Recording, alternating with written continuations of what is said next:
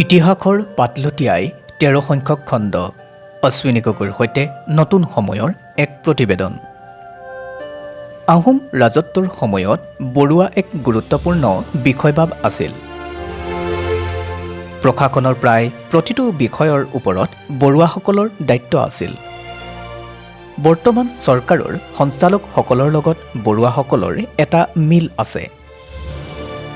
আহোম ৰাজত্বকালত বৰুৱাসকলৰ সকলো বিষয়া সমান খাপৰ নাছিল। দায়িত্ব তথা বিষয়াৰ গুৰুত্ব হিচাপে তেওঁলোকৰ ভিতৰত তাৰতম্য আছিল।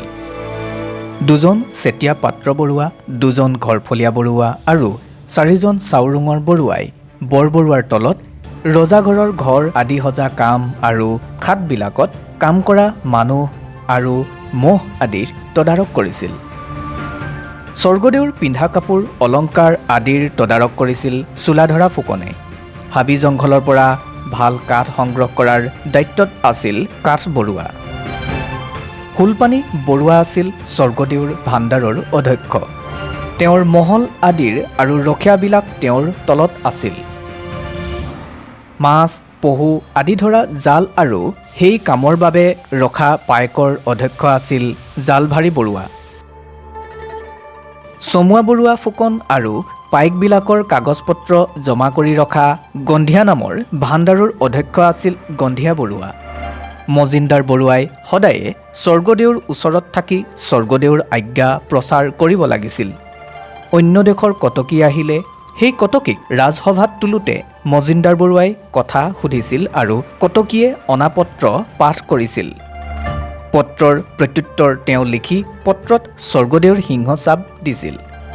পাত্ৰ মন্ত্ৰী ৩জন বৰফুকন, বৰবৰুৱা, চৰাৰ ফুকন আৰু ৰাজখোৱাসকলৰ বিষয়া নিযুক্তি কৰোঁতে মজিন্দৰ বৰুৱাই তেওঁলোকক বৰচৰাত স্বৰ্গদেউৰ আদেশ জনাব লাগিছিল।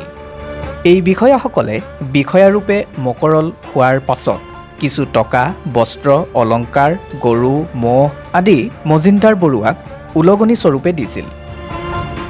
দেৱোত্তৰ আৰু ধৰ্মোত্তৰ, ব্ৰহ্মোত্তৰ আদিৰ কাৰণে দিয়া মাটি আৰু পাইকৰ বিষয়ে লিখা তামৰ ফলিত তেওঁ লিখিব লাগিছিল।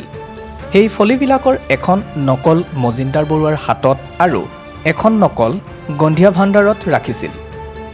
তেওঁ কামৰূপৰ তাহানিৰ পৰা বছৰি ১,০০০ টকা আৰু হাদিৰা চকীৰ পৰা বছৰি ১,০০০ টকা আৰু ঘৰত কাম কৰাৰ বাবে পাইক পঠাইছিল। শিল্প বিভাগৰ অধ্যক্ষ আছিল খনিকৰ বৰুৱা। খনিকৰ বৰুৱা আজিকালিৰ অসমৰ উদ্যোগ বিভাগৰ সঞ্চালক বুলিব পাৰি। স্বৰ্গদেউৰ সোণচৰাই পাইকবিলাকৰ তদাৰক কৰিছিল হেনচোৱা বৰুৱাই। স্বৰ্গদেউৰ চাংমাই তথা ৰান্ধনীসকলক পৰিচালনা কৰিছিল চাংমাই বৰুৱাই। হাতী বৰুৱাই স্বৰ্গদেউৰ হাতী আৰু হাতী প্ৰতিপালন কৰা পাইকবিলাকৰ তদাৰক কৰিছিল। স্বৰ্গদেউ হাতীত উঠি গ'লে স্বৰ্গদেউৰ লগতেই তেওঁ যাব লগা হৈছিল। একেদৰে স্বৰ্গদেউৰ ঘোঁৰা আদি প্ৰতিপালন কৰা পাইকবিলাকৰ তদাৰক কৰিছিল ঘোঁৰা বৰুৱাই। স্বৰ্গদেউ ঘোঁৰাত গ'লে তেওঁ লগত যাব লগা হৈছিল। কুকুৰা চোৱা পাইকৰ তদাৰক কৰিছিল কুকুৰা চোৱা বৰুৱাই। আহোম ভাষাত চাওদাং মানে ৰক্ষক। চাওদাং বৰুৱাৰ তলত দোষীক দণ্ড দিয়া চাওদাংবিলাক আছিল।